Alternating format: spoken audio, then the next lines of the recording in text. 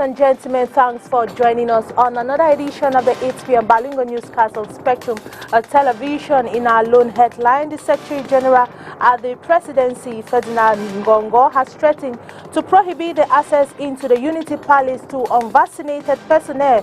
He has urged all staff at the Unity Palace to get vaccinated against the COVID-19. This and many more in a while. Thanks for joining us once more on another edition of the 8 p.m. Balingo Newscastle Spectrum Television. We begin in the French language with you, Oriane. Bonsoir. Bonsoir Catherine Koné, mesdames et messieurs, bonsoir et bienvenue au journal Coronavirus, le vaccin devenu presque obligatoire dans les administrations publiques. En effet, après le ministre de l'administration territoriale qui vient de superviser une campagne de vaccination auprès de son personnel, c'est le secrétaire général de la présidence de la République qui annonce que pour accéder au palais de l'Unité, il faudrait désormais être vacciné. Des sorties qui poussent à s'interroger sur l'aspect volontaire de la vaccination, pourtant annoncée par les autorités. Léla Renganz. Désormais, pour se rendre à la présidence de la République, il faudrait avoir pris ces 2 doses de vaccin contre la Covid-19. Message de Ferdinand Ngongo indiquant que l'accès au palais de l'Unité ne sera permis qu'au personnel vacciné. Si le communiqué du ministre d'État secrétaire général de la présidence de la République semble ne concerner que le personnel de cette institution, à l'intention de qui il est d'ailleurs organisé une campagne de vaccination contre la Covid depuis ce 11 octobre, rien n'est cependant dit sur les cas visiteurs, ceux qui ne travaillent pas à la présidence de la République, mais pourraient être amenés à s'y rendre dans le cadre de leur travail, comme les journalistes. Ferdinand Ngongo choisit donc de ne pas clairement exprimer ses intentions, peut-être par peur de représailles. Des représailles d'une population à qui il a bel et bien été dit que la vaccination contre la Covid-19 était volontaire au Cameroun. Avant lui, c'est le ministre de l'administration territoriale qui a personnellement supervisé une campagne de vaccination organisée pendant 2 jours dans ses services. Une campagne ouverte à l'intention des 350 employés du ministère de l'administration territoriale et de leurs conjoints. D'ailleurs, Paul Atangandi fera savoir au quotidien Cameroun Tribune que le MINAD gérant les associations, les partis politiques, les chefs traditionnels et les églises, il était attendu d'eux que chacun organise à son niveau une campagne de vaccination de proximité. Selon des informations, le gouverneur de la région de l'Est a déjà suivi le mouvement et à la Sopecam, avant tout accès aux locaux, le personnel doit soit produire son carnet de vaccination, soit présenter un test négatif datant de moins de 72 heures. Tout porte à croire qu'on se dirige, du moins déjà pour le personnel des administrations publiques, vers l'obligation du vaccin Covid. Qu'en sera-t-il des personnes qui fréquentent ces administrations publiques quand on sait qu'une bonne frange de la population camerounaise reste méfiante à l'idée de ce vaccin? En effet, selon des chiffres du programme élargi de vaccination, seulement 1% de la population cible a été complètement vaccinée depuis le 12 avril au Cameroun. Et la société civile ne s'explique pas à la nouvelle attitude des pouvoirs publics vis-à-vis du vaccin Covid-19. Écoutons à ce propos le journaliste et blogueur Didier Ndengue. Au début, on nous a laissé croire que la vaccination était volontaire. Aujourd'hui, avec les différentes notes qui circulent sur les réseaux sociaux, on se rend compte que le Cameroun s'achemine vers une obligation vaccinale. On va se vacciner contre le Covid-19.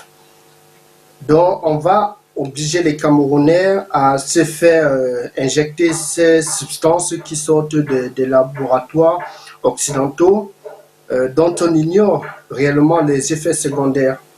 Donc, je me dis que le Cameroun est dans le suivisme, c'est-à-dire on fait ce qui se passe ailleurs, il faut absolument qu'on fasse vacciner toute la population, même si on ne sait pas pourquoi on le fait. Je pense que c'est une autre politique qui est hors du commun, dont les Camerounais ignorent vraiment tous les contours. Il faudrait peut-être qu'on nous explique réellement ce qui se cache derrière cette obligation vaccinale à laquelle le Cameroun est en train d'aller. We talk about something else. Non-governmental organization Doctors Without Borders, who previously offered free medical facilities, have now officially withdrawn all medical personnel from the northwestern region of the country. This comes after they were suspected and suspended for being the very channels through which illegal arms are easily smuggled into the two English-speaking regions of the country. Details with Josephine Binze. After almost 8 months of suspension, medical humanitarian organization Doctors Without Borders have withdrawn all medical personnel from the Northwest, an area badly affected by years of armed conflict between security forces and armed separatist groups. Accused 2 times of smuggling arms 10 months ago, the Ministry of Territorial Administration had pointed fingers at them of fueling the armed conflict in the Anglophone regions. Territorial Administration boss Paula Tanganji was vocal on the increased tensions in the regions as violence increased in a geometric progression, as he highlighted increased use of arms illegally smuggled into the zones. Doctors Without Borders Operations Coordinator for Central Africa connotes that the prolonged suspension significantly reduces access to medical services.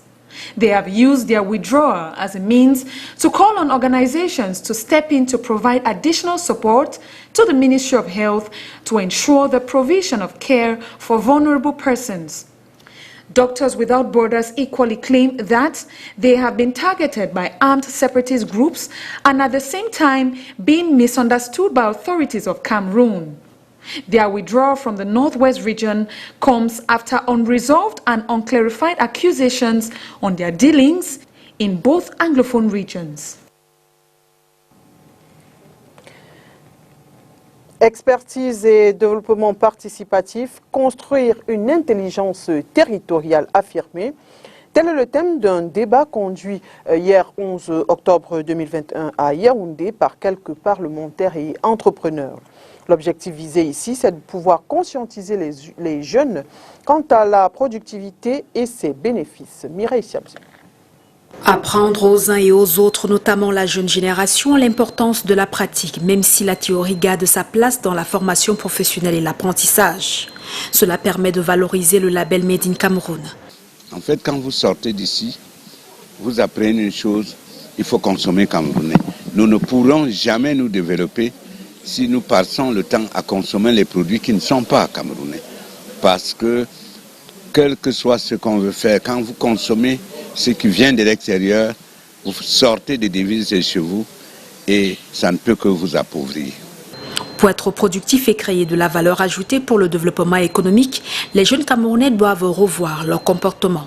C'est du moins ce que ce colloque d'expertise et de développement vise. Le principal objectif de mobiliser les expertises locales autour de l'accompagnement des collectivités territoriales décentralisées, de telle sorte que la faiblesse de leur pouvoir d'achat soit compensée par la citoyenneté des expertises mobilisées.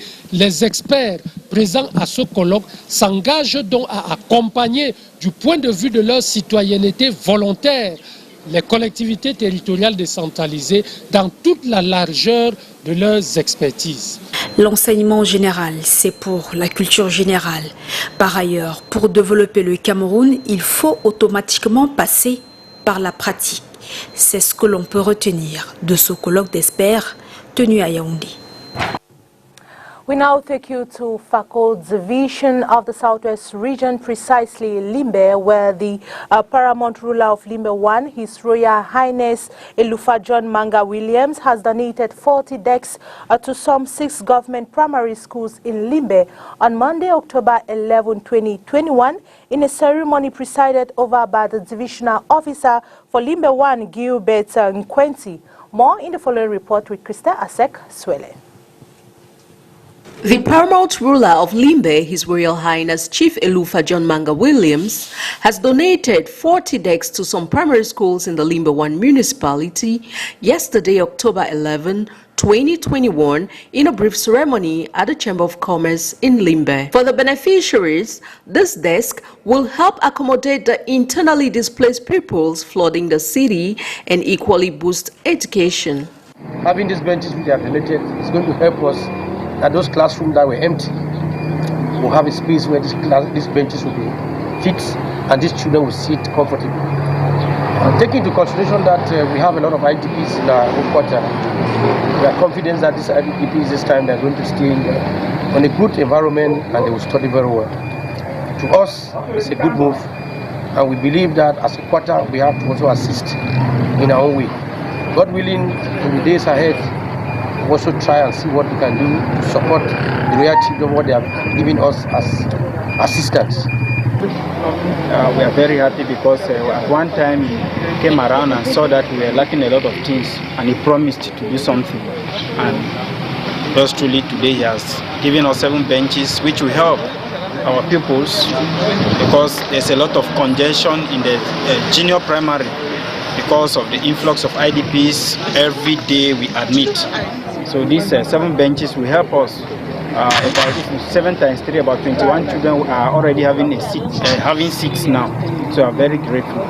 Going in line with the statement made by the divisional officer for Limbe 1, Gilbert Achakwenti, while presiding the handing over ceremony of the desk to the head teachers of the 6 beneficiary institutions, that education is an enterprise which cannot be solely handled by the state. The paramount ruler of Limbe said the royal chiefdom of Limbe has the responsibility to coordinate and serve the society in which they live in, hence reason why they have squeezed in their resources to impact the educational sector. The beneficiary schools include Government School Mawo, Government School Mapeta New Layout, Government School Gardens, Government School Bota Group 2, Government School Unity Quarters, and Government Practicing School Mile 1 Limbe. And now the 2021 theme of the International Day of the Girl Child is a digital generation, a generation commemorated every October 11. This year's theme intrigued our newsroom into finding out the impacts of the digital age on our youth. Details with Oni Ladonet.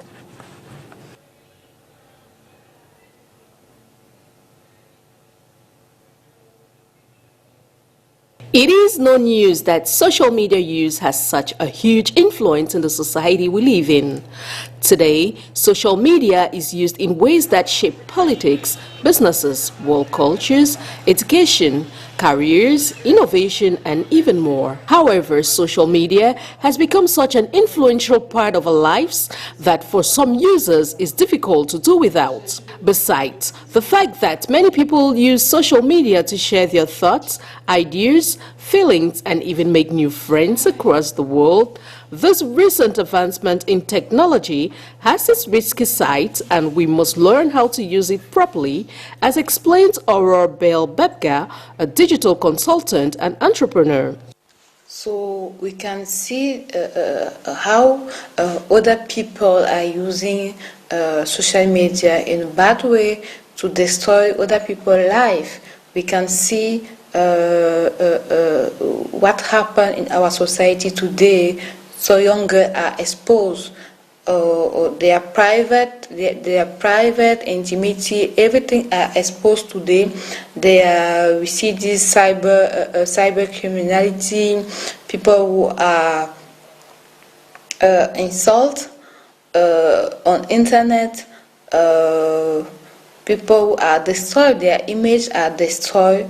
All this because many people lack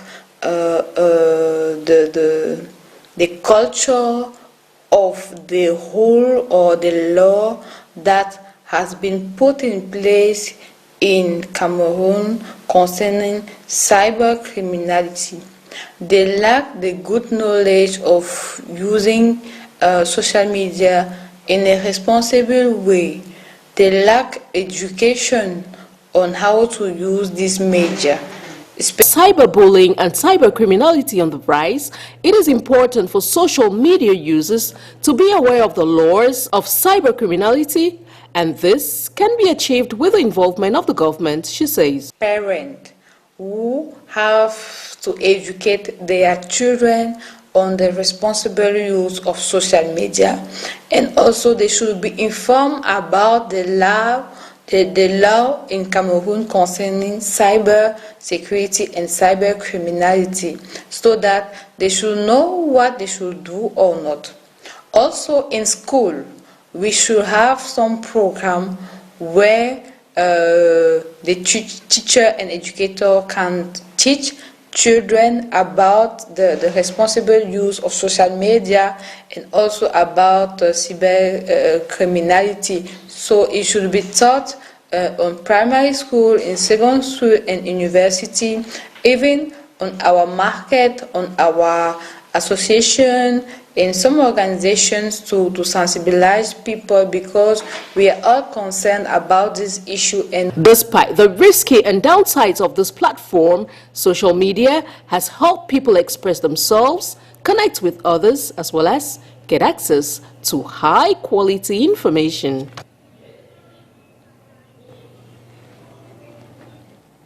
Les activistes anti-BIA de la diaspora camerounaise viennent de lancer une cagnotte via le collectif United Cameroun dans le but de collecter 5 000 €, soit environ 3 300 000 francs CFA.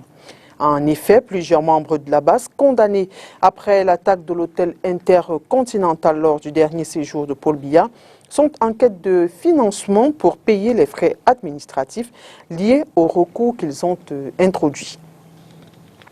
Parlons sport football à présent. Une session extraordinaire de la Fédération camerounaise de football s'est tenue ce jour en visioconférence à Yaoundé. Du communiqué final, il ressort que les principaux points à l'ordre du jour ont été validés à l'unanimité. Parmi ceux-ci, on peut citer le retrait de toute compétence à Seydou Mbombo Njoya et aux membres du comité exécutif élu le 12 décembre 2018, la suspension de toute activité en relation avec le football pour une période de 5 ans. À 16 personnes, dont Seydou Mbombo Njoya, Alim Konaté, Joshua aussi et autres Gilbert Kadi.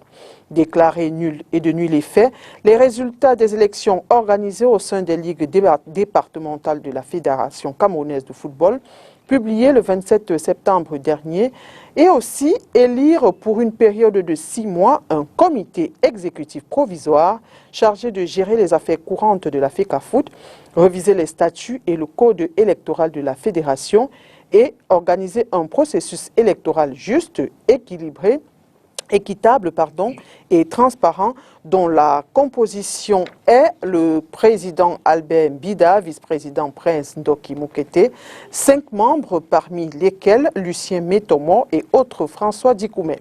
Il faut préciser qu'étaient présents à cette session extraordinaire de la Fédération camerounaise de football 48 membres sur 73 que compte l'instance fêtière. Toujours en football, tout est bien qui finit bien. Le Cameroun a battu le Mozambique hier à Tanger au Maroc par 1-0. C'est dans le cadre des éliminatoires de la Coupe du Monde Qatar 2022. Le résultat quelque peu inespéré puisque l'équipe camerounaise est arrivée au Maroc quelques heures seulement avant le coup d'envoi de la rencontre. Makedali Dignotiom. Jusqu'au bout, les Lions ont été indomptables. Lundi 11 octobre, en effet, l'équipe nationale de football du Cameroun bat le Mozambique au Maroc par 1-0. Le match compte pour la 4e journée des éliminatoires de la Coupe du Monde Qatar 2022. Un résultat plus ou moins inespéré, puisque l'équipe camerounaise est arrivée au Maroc à quelques heures seulement du coup d'envoi de cette rencontre. Et pour cause, la délégation camerounaise n'a pas pu quitter Douala le samedi 9 octobre à 14 h comme initialement prévu à cause d'un problème logistique. Alors maintenant, depuis quand même une semaine, nous savons que le départ, nous avons l'heure de départ. Tout a été organisé, fin prêt pour partir hier à 14 h. Juste une heure avant le départ des Lions de l'hôtel pour l'aéroport. Les bagages étaient déjà partis. Bon, il y a la compagnie, malheureusement, qui m'a appelé, qui nous a appelé pour nous dire qu'il y avait un retard, qu'il y avait des problèmes sanitaires liés au Covid de l'équipage. et que le vol devait être reporté dans la soirée à Béthune. Sauf qu'à 21h, l'équipe camerounaise est toujours clouée au sol. Bon, à 21h, nous nous dirigeons vers l'aéroport et bon, vous savez que j'imagine, parce que moi je ne suis pas dans l'aéronautique, je ne sais pas comment ça se passe, pour le changement d'équipage dont la compagnie nous a fait part. Peut-être qu'il y a il faut rejoindre des équipages, ça ne doit pas être évident. Et vu le temps, vu l'heure tardive, nous avons préféré pour la récupération que les joueurs, qu'on puisse dormir sur place. Finalement, la délégation camerounaise parvient à quitter Douala dans la nuit du dimanche 10 octobre et arrive à Tanger à 3h30 du matin. À 14h, le Cameroun était bel et bien présent au stade pour affronter son adversaire, évitant ainsi un forfait. Et après le match, la délégation est rentrée au Bercail lundi soir, sans plusieurs joueurs qui ont préféré rejoindre directement leur club depuis Tanger. Et voilà qui met un terme à cette édition d'information. Mesdames et messieurs, merci d'avoir été des nôtres et bonne suite des programmes sur Spectrum Télévision. Bonne soirée, Catherine. Thank you very much, Ariel. Ladies and gentlemen, thanks for watching the 8 p.m. Balingo Newscast on Spectrum.